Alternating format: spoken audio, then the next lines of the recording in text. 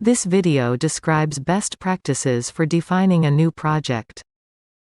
The first step is to create, review, share, and update a written description of the project. The purpose is to ensure key players agree on important aspects of the project. As a minimum, we recommend including background, business problem, solution, and goals. When teams initially brainstorm a new project, in this example, a community playhouse project, they typically produce unconnected tasks. It becomes apparent that it would be helpful to organize these items into categories.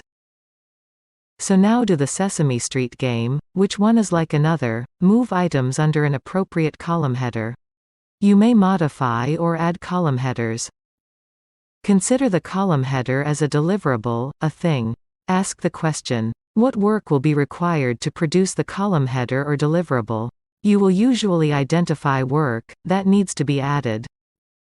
Look closely at each work item. Is it a single task, or will it require multiple tasks? Most items initially identified will require more than a single task, and may even need more than one person doing the work.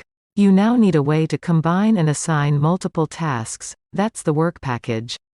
We just created 3 levels of project work. 3 levels are the Goldilocks zone.